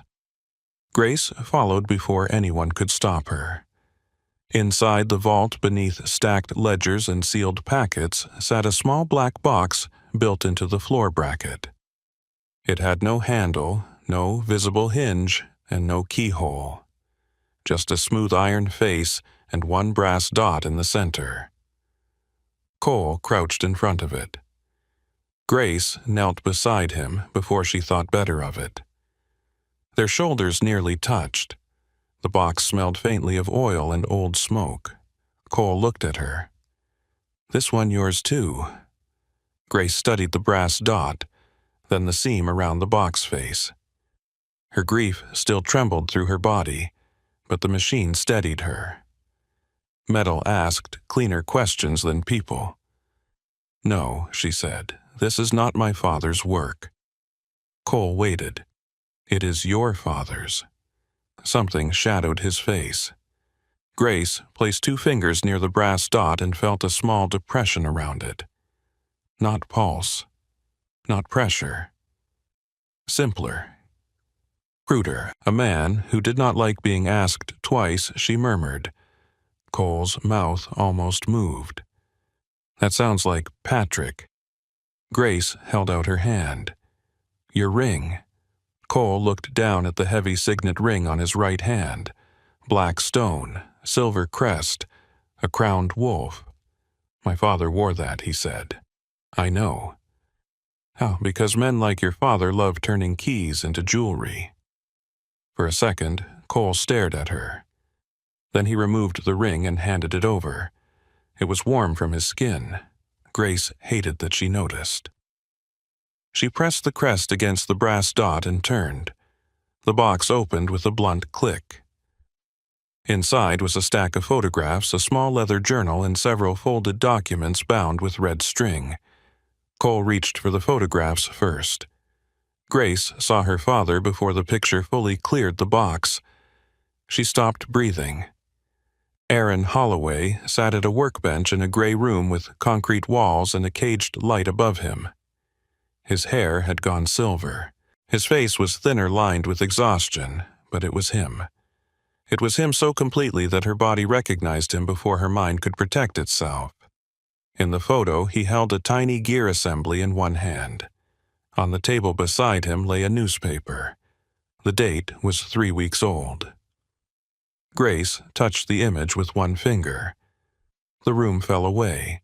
She was not underground anymore. She was not facing mafia men or federal raids or family empires. She was 17 again, hearing her father shout for her to run. She was 23, touching proof that he had survived every year she thought had swallowed him. "He is alive," she whispered. Cole's voice came low beside her. "Yes." The word broke her, not loudly. Grace had spent too many years being quiet to fall apart in a way that filled a room. Her shoulders folded inward. One hand covered her mouth. Tears spilled hot and fast, and she hated them, but she could not stop them. Cole reached toward her, then stopped before touching her. That restraint hurt worse than a hand might have. Grace looked at him through tears. Where Cole's face hardened, not at her, but at the answer. "We never had the exact location. You had this photo. The photo came through one of my father's channels before he died. No address, no source, just proof. Proof he kept from me. Patrick Bennett kept things from everyone." "That is not an answer, no," Cole said. "It is the only honest part of one." Grace stood so quickly the photograph nearly slipped from her hand. "You expect me to believe your father was innocent?" Cole rose with her. "No." "Good. Patrick commissioned the Iron Saint. He brought Aaron Holloway into our world. That alone makes him guilty of something." Grace stared at him. Cole did not flinch, but he did not take him from Cincinnati. He did not hold him for 6 years. Victor Cross did. Mason came closer, voice grim. Cross hit a Bennett transport 6 years ago. Patrick buried the story because he did not want the city knowing he had been robbed. Grace turned toward him. "And none of you thought to look for the man who was taken." Mason's mouth tightened. Cole answered. "We looked. Not hard enough." The words cracked across the room. No one spoke. Grace held the photograph to her chest beside the letter. "You all looked for a stolen asset. I was looking for my father." Cole took the hit without defending himself. That made her angrier. She wanted him cruel.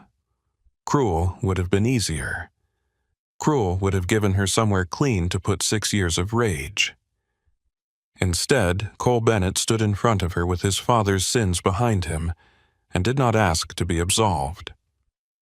He picked up the leather journal from the box. This was with the photos. Grace recognized the leather before he opened it. Dark brown, scratched corner, a faint burn mark near the spine. Her father's design journal. She reached for it. Cole gave it to her. No hesitation. That almost undid her again. Grace carried the journal to the long table outside the vault and opened it beneath the white bunker lights. The first pages were dense with drawings of gears, tension bridges, balance wheels, and pressure locks. To anyone else, it was a madman's technical record. To Grace, it was a conversation. Her father had always drawn numbers in a certain rhythm, practical measurements in clean lines, hidden thoughts in slight curves. When he wanted her to pay attention, he repeated a shape 3 times, then broke it on the 4th. She turned the pages faster. Cole stood across from her. Mason hovered near his shoulder, still suspicious but silent now. Felix Calder had leaned forward despite himself, humiliated curiosity dragging him back towards the table. Grace found the first broken pattern on page 12, a gear ratio repeated across 3 designs, 41, 87, 72. Then on the 4th drawing the numbers shifted, 41, 88, 11.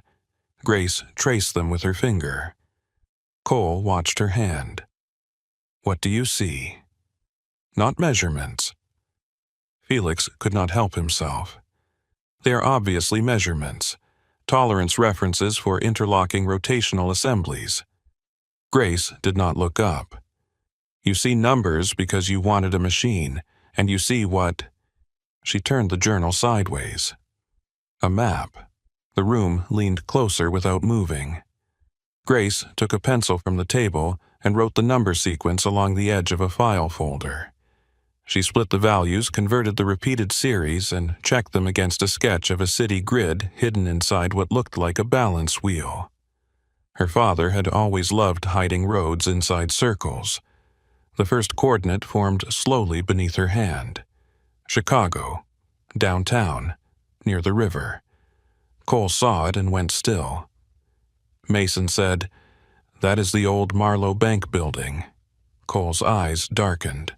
Cross bought it through 3 charities and a real estate trust. Grace looked up. "What is there?" Mason answered before Cole could. "Nothing legal after midnight." Cole gave him a look. Mason exhaled. Private events, auctions, political donors, men who like champagne upstairs and dirty money below. Grace turned another page. The same coordinate appeared again, disguised differently. Then a second sketch showed a vertical section beneath an old bank foundation. Elevator shafts, service tunnels, reinforced rooms, a symbol that looked like a locked eye. Her father had not just marked a location, he had mapped a prison. Grace's stomach turned cold. "He is under it," she said. Cole's voice was quiet. "Maybe." Grace slammed her palm on the table. "Do not maybe me." The guards looked up. She did not care. "My father left me a letter. He left me a map. He carved my initials into the vault your father paid him to build. Do not stand there with that stone face and give me maybe." Cole's eyes flashed. The room felt the danger rise in him. Grace felt it too, and stepped closer anyway. For a heartbeat, they faced each other across the table, 2 kinds of fury breathing the same air. Then Cole spoke. "If Cross has him under Marlowe Bank, then he is not sitting in a room with 1 guard and a rusted lock." He is behind layered security built by the same man we are trying to save. There may be cameras, pressure plates, chemical failsafes, and a kill switch tied directly to your father's life. Grace's anger faltered. Cole saw it and hated himself for being right. He has kept Aaron alive for 6 years because your father is useful. If Cross thinks that usefulness is ending, he kills him. Grace looked down at the journal. The drawings blurred. Then we go before Cross knows I opened the vault. Cole said nothing. That silence was different. Grace lifted her head. What Mason's expression had turned grim. Cole took the photograph from the table and turned it over. On the back was a small black stamp Grace had missed. A cross inside a circle. Cole's voice dropped. Cross already knows. The bunker lights hummed. Grace stared at the mark. No. Cole set the photo down. That stamp is not decoration. It is a signature. A message. He wanted Patrick to know he still had Holloway. Grace shook her head. That was 3 weeks ago. And tonight 30 men came and went from this estate. Calder's people, contractors, drivers, my own guards. If one of them belongs to Cross, then he knows we opened the Saint. Mason's face went hard. I will lock the house down. Do it, Cole said. Mason barked orders. Men moved at once. Phones were collected, doors sealed. Security feeds expanded across the monitors. The house above them shifted into siege without raising its voice. Grace stood at the table, one hand on her father's journal. Everything inside her screamed to run to the Marlowe Bank building immediately, to tear through floors with her bare hands if she had to. But Cole's words had found the place fear lived. A kill switch tied to your father's life. Her father was alive, and now being alive made him vulnerable in a new and terrible way. Cole came around the table.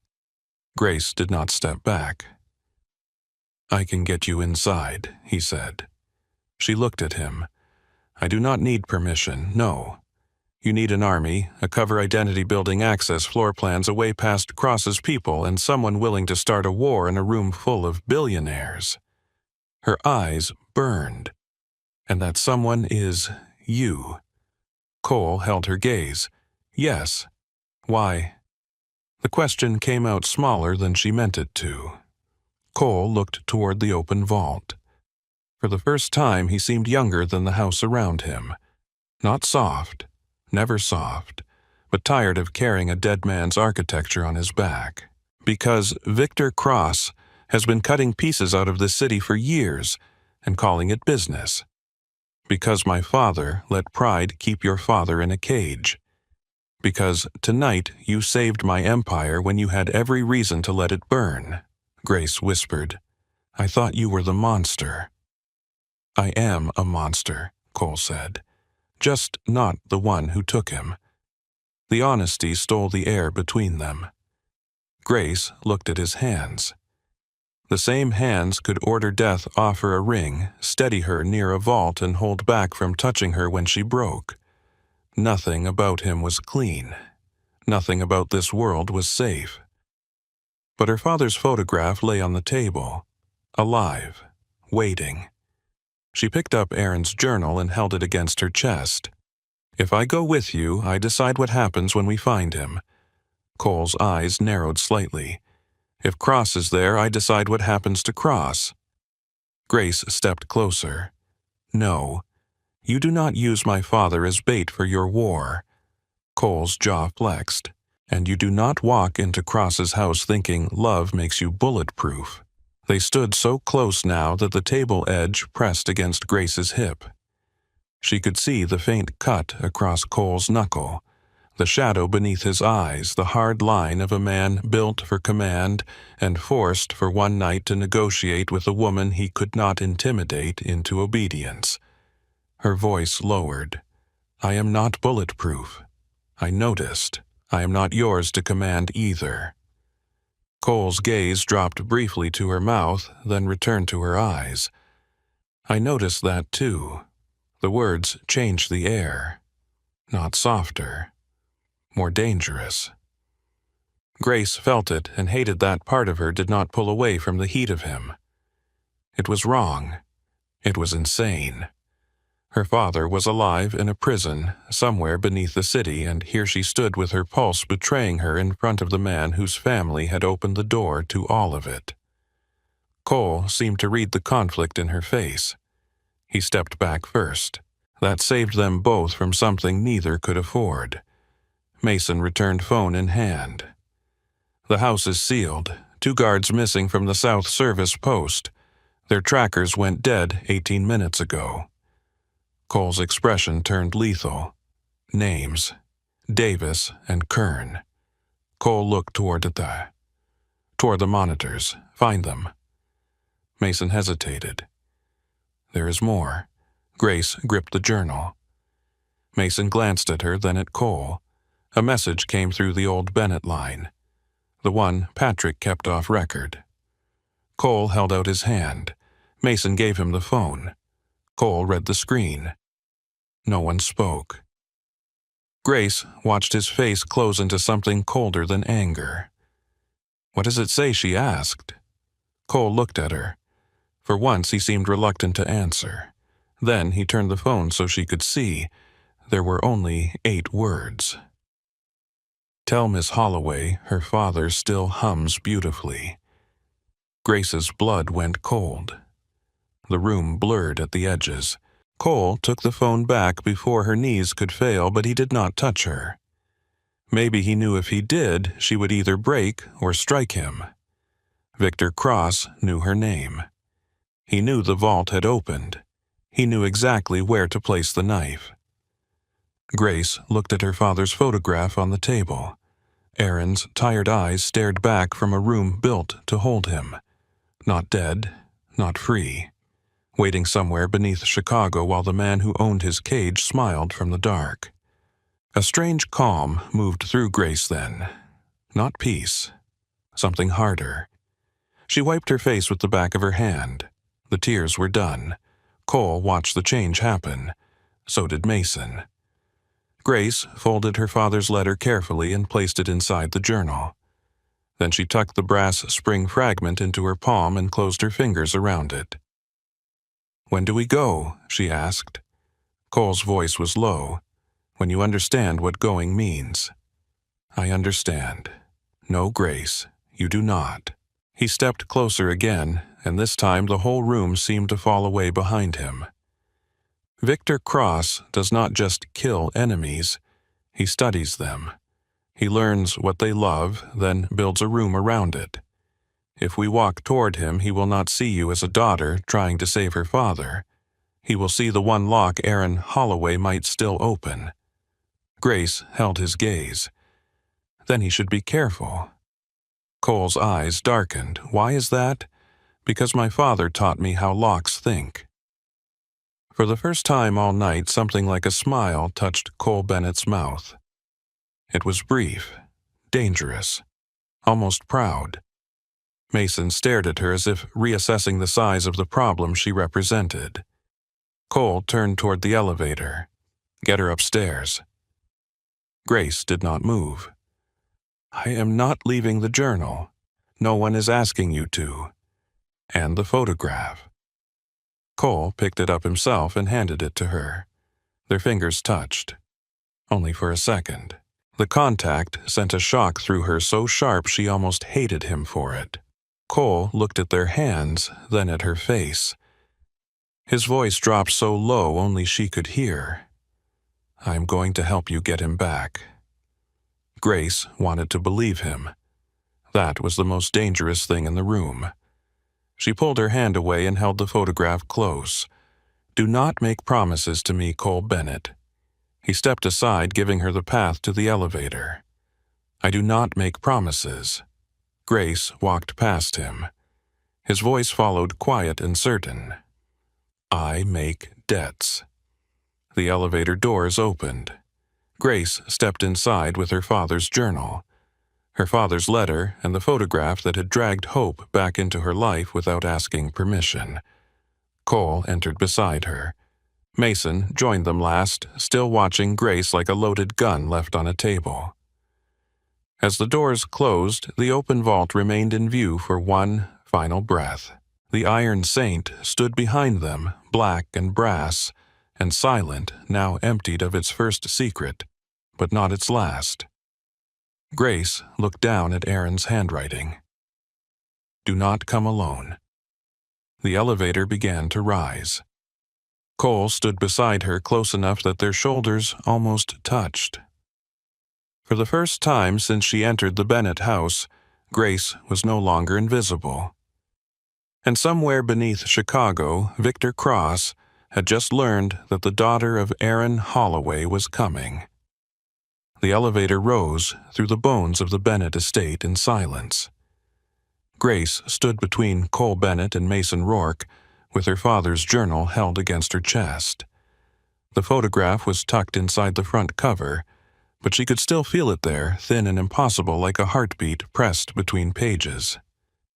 Aaron Holloway was alive. The words did not settle.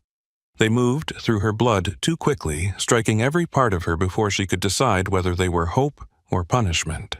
For 6 years, she had trained herself to survive not knowing. Now, knowing felt like being thrown through a window. Cole's shoulder was close enough to brush hers when the elevator shifted. He did not touch her. That mattered more than it should have. Mason watched the doors as if enemies might pour through them at any second. They knew her name, he said. Cole's eyes stayed forward. Yes, they knew fast. Yes, that means somebody in the house talked. Cole's jaw hardened. Somebody in the house will stop talking before dawn. Grace looked at him then. There it was again. The cold place inside him. The place that did not threaten violence because it had no need to threaten what it could simply do. She should have stepped away from it. She should have remembered every warning she had ever heard about men like Cole Bennett. Instead, she thought of Victor Cross saying her father still hummed beautifully, and a darker part of her understood why monsters survived. Sometimes the world gave gentle people no tools sharp enough. The elevator opened into the first-floor hall. The mansion had changed while they were underground. Staff members had vanished behind locked doors. Guards stood at every entry point.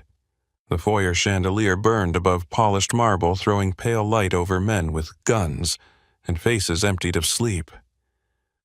Mrs. Vale stood near the staircase with one hand at her throat. Her eyes found Grace first. Not the uniform, not the bucket girl. Grace. Then she saw Cole beside her, and whatever question had risen died behind her teeth. Cole removed his cufflinks as he walked, his voice calm enough to frighten everyone who heard it. Move the primary files to the city. Split the drives. No vehicle carries more than one case. No one leaves alone.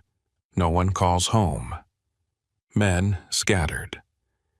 Grace followed because she did not know where else to go and because Cole had not asked.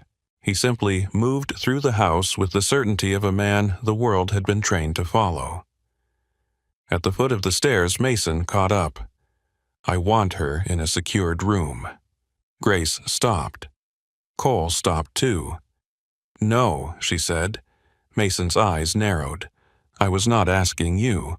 You were talking about me, so you should start." His mouth tightened. He looked to Cole as if expecting the correction to come from above. Cole studied Grace for a moment. She was still in the Navy cleaning uniform. Her hair had slipped from its pins. Brass dust marked her fingers. His white handkerchief was tied around her wrist, stained from the vault. She looked like someone who had crawled out of the life assigned to her and had not yet found another one. Cole turned to Mason. "She stays with me." Mason's reaction was small, but Grace saw it. A flicker of frustration. Fear wrapped in loyalty. "That is not smart." "No," Cole said. "It is necessary." Grace lifted her chin. "I do not need to be guarded like property." Cole looked at her. Good, because property does not get a vote and you are going to need yours. Before she could answer, he started up the stairs. Grace followed him to the second floor, then down a hallway she had cleaned 100 times and never entered beyond the brass-handled doors at the end. Cole opened one without knocking. His private suite was not what she expected. There was money in it, of course. Money had a smell, and this room was soaked in it. Leather, cedar wool, old books, whiskey, sealed behind crystal. But it was not flashy. No gold, no grand display, no foolish hunger to prove he had won. The walls were dark green. The curtains were heavy. A fire burned low behind black iron. A map of Chicago hung above a wide desk marked with pins and thin red strings. Cole crossed to a cabinet and poured water into a glass. He handed it to Grace. She stared at it. "It is water," he said. "I know what water looks like. You are holding that glass like it might confess." She looked down and realized her fingers had not closed around it. Slowly, she took it from him. Her throat was so tight the first swallow hurt.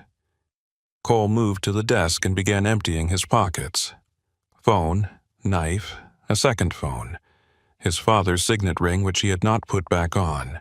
He set the ring down and looked at it with an expression Grace could not read. Mason remained near the door. "Boss, we have to move. We are moving." "To the city?" Cole nodded. "Penthouse." Mason glanced at Grace. With her, Grace answered before Cole could. "My father's journal is the only map you have." Mason gave her a hard smile. "You opened one vault. Do not confuse that with running an operation." Grace stepped toward him. "I watched your operation almost burn the thing you were trying to save." The room went silent.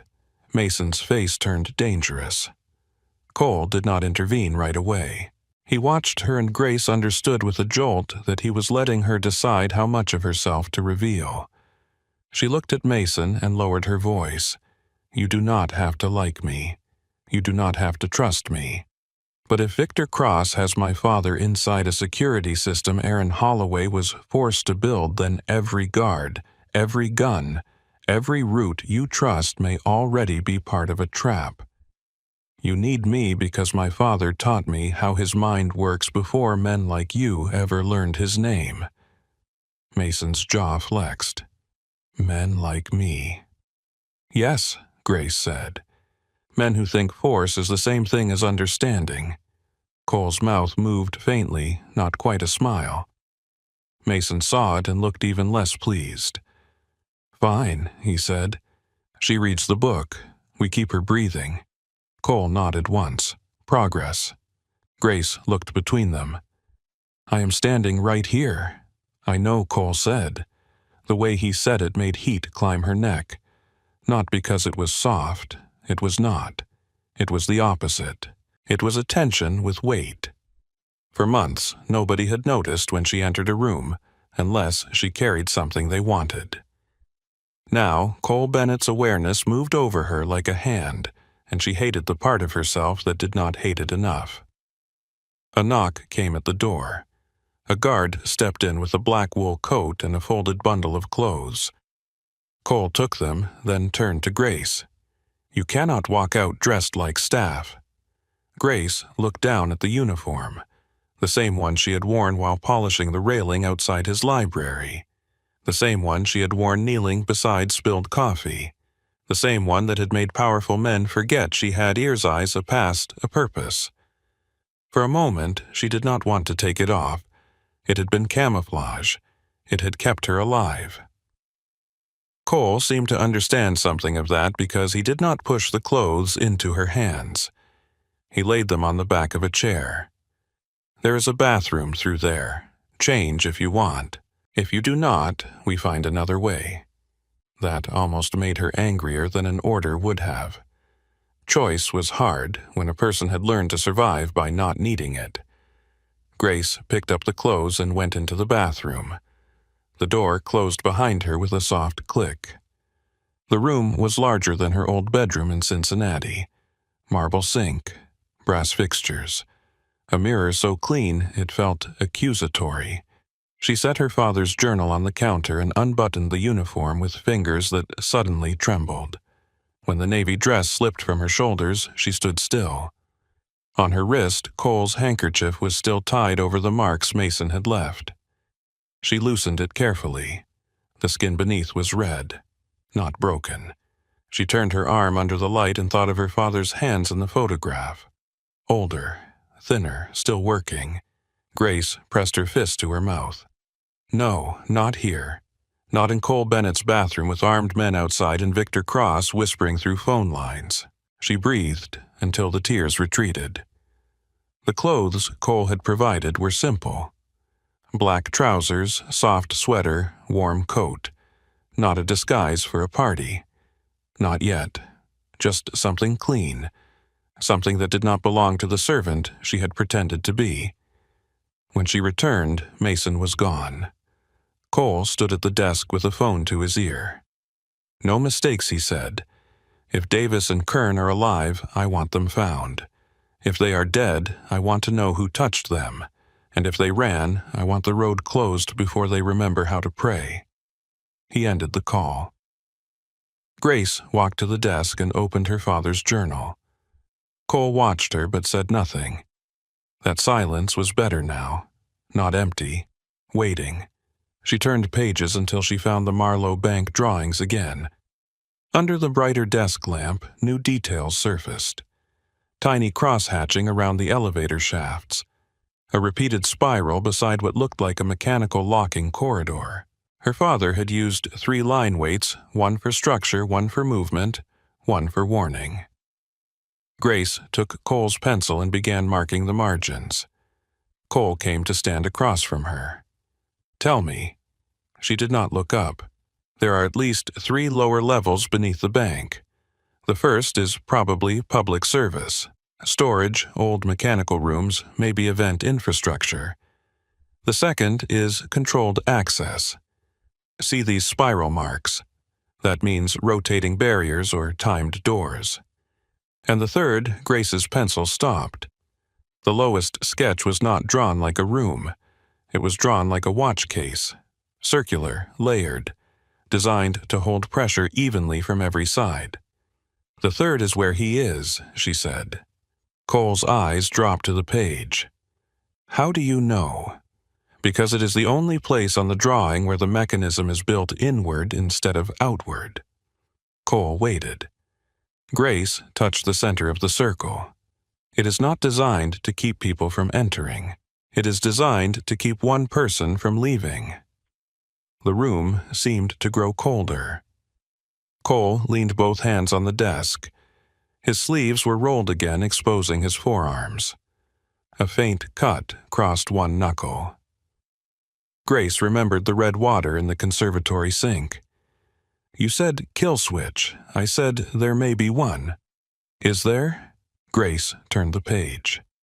The answer was waiting on the reverse side, disguised as a regulator sketch.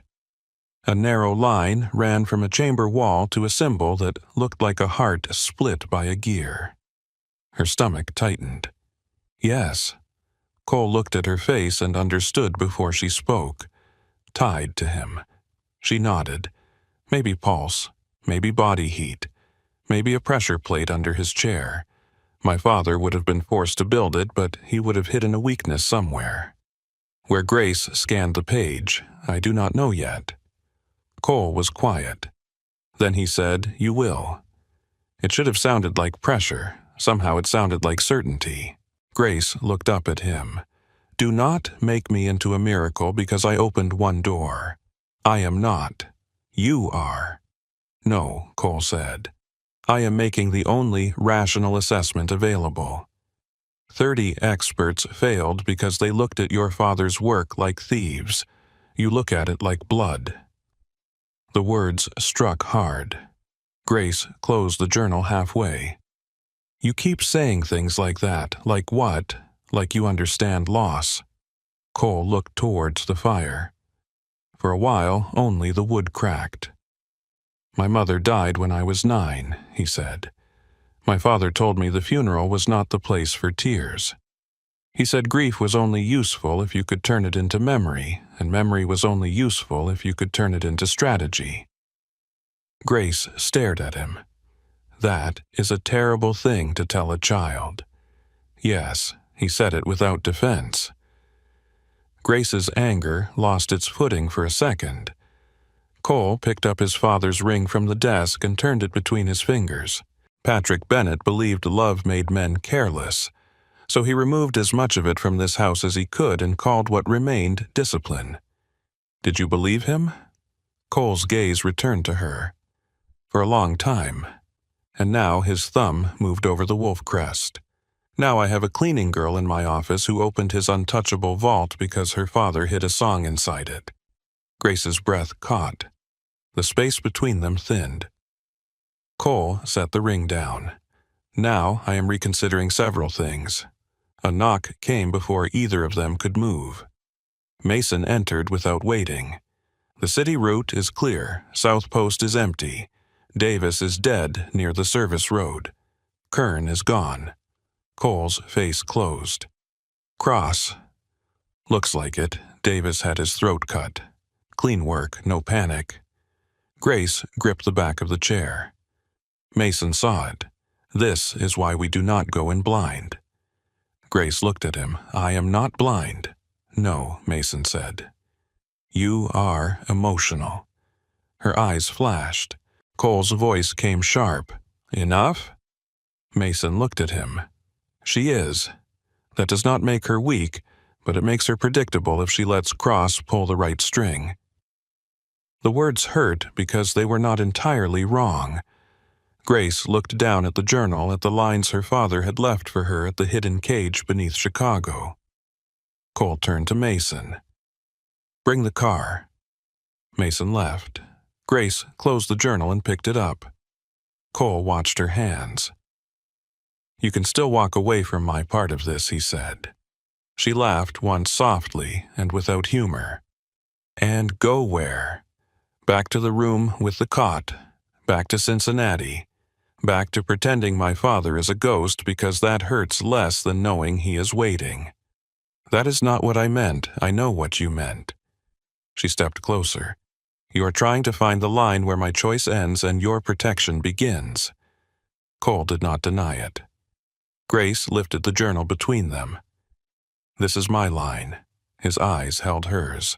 Outside, engines started in the drive. For 1 second, neither of them moved. Then Cole reached past her, took the black coat from the chair, and held it open. Grace looked at him over her shoulder. I can put on my own coat, I know. She should have refused. Instead, she turned and slipped her arms into it. Cole drew the coat over her shoulders. His hands did not linger, but the warmth of them remained. The coat smelled faintly of cedar and night air. Grace faced forward, staring at the fire. Cole's voice was low behind her. Victor Cross will use your father to get inside your head. He already has. No. He has touched the door. Do not open it for him. Grace turned. Cole stood close. Too close for safety. Not close enough for accident. And what will you use? She asked. His eyes dropped to her mouth for half a breath, then lifted. Whatever keeps you alive long enough to hate me later. That should not have hurt. It did. Grace stepped away first. They left the suite together. The mansion watched them descend. Guards opened doors. Staff looked from shadows. Mrs. Vale stood at the edge of the hall, her face pale with questions she would never ask. When Grace reached the foyer, she paused. For 4 months, she had entered this space with a mop, a tray, a basket of folded sheets. Tonight, she crossed it beside Cole Bennett with her father's journal in her arms, and every guard in the house making room for her. The front doors opened. Cold night rushed in. Rain had softened into a fine mist. Black cars waited in a line along the drive engines, breathing white vapor into the dark. Beyond the gates, Lake Michigan lay unseen but present, a black weight beyond the trees. Cole guided her toward the center car. Not by touching her back. Not yet. simply by walking at her side as if she belonged there. Mason held the door open. His face was still hard, but when Grace reached him, he said quietly, "If you freeze in there, people die." Grace stopped. Then she looked up at him. "If I freeze, remind me why I came." Mason studied her for a moment, then he nodded once. It was not trust, it was something less fragile. She got into the car. Cole slid in beside her. Mason took the front passenger seat. The doors shut with heavy sealed finality. As the convoy moved down the drive, Grace looked back at the Bennett estate. The house receded behind rain-streaked glass, all stone iron light and secrets. Somewhere beneath it, the Iron Saint stood open, no longer guarding Patrick Bennett's empire alone. It had given Grace a letter, a map, a photograph, and the first living proof that love could survive inside a machine built by criminals. Cole's phone lit in his hand. He read the message. Grace saw his reflection in the window change. "What is it?" For a moment he did not answer. Then he turned the screen toward her. A video file waited there. No caption, no sender name. Cole tapped it once. The screen filled with a gray room and a workbench under a caged light. Grace stopped breathing. Her father sat at the table, older, thinner, alive. Aaron Holloway lifted his head slowly as if someone behind the camera had spoken. His eyes were tired, but when he looked into the lens, Grace saw the man who had taught her to hear truth in metal. A voice off camera spoke gently. "Say hello, Mr. Holloway." Aaron's mouth tightened. He said nothing. The camera moved closer. Victor Cross stepped into frame wearing a white dinner jacket spotless as fresh snow. His hair was silver at the temples. His smile was beautiful in the way a knife could be beautiful when polished. Stubborn Cross said, "A family trait, I am told." Grace's fingers dug into the journal. Cole went very still beside her. On the screen, Cross placed a hand on Aaron's shoulder. Aaron flinched. Grace made a sound low in her throat. Cole's hand moved, not touching her, but close enough that she knew he was there. Cross looked directly into the camera. "Miss Holloway, Chicago is a city of invitations. Some are written on paper, some are written in blood. Your father and I will be attending the Marlowe Winter Benefit tomorrow night. I do hope Mr. Bennett brings you properly dressed." He smiled wider. I would hate for the most interesting woman in the room to be mistaken for the help again. The video ended. The car continued through the rain. No one spoke. Grace stared at the black screen until her reflection appeared in it. Pale face, dark coat, eyes that no longer looked like the woman who had knelt beside spilled coffee. Cole's voice was quiet. "He wants you angry." Grace looked at him. "I am angry, I know. He wants me scared. I know, I am scared." Cole held her gaze. "I know." The honesty steadied her more than comfort would have. Grace opened her father's journal again and placed the brass spring fragment in the center of the Marlowe Bank drawing. The tiny curved piece caught the passing city lights and flashed gold. She touched it with one finger. "Then, we do not give him what he wants." Cole's eyes darkened. "What do we give him?" Grace looked out as Chicago rose ahead of them, towers burning through rain river bridges black against the night, the city waiting with its throat full of secrets. She thought of her father's song inside the vault. She thought of Cole's handkerchief on her wrist. She thought of Victor Cross smiling beside the man he had caged. Then she closed the journal with both hands. Something he cannot open. The convoy crossed into the city. Cole Bennett sat beside her, silent and dangerous, his empire wounded but moving. Mason watched the road ahead with a gun across his lap.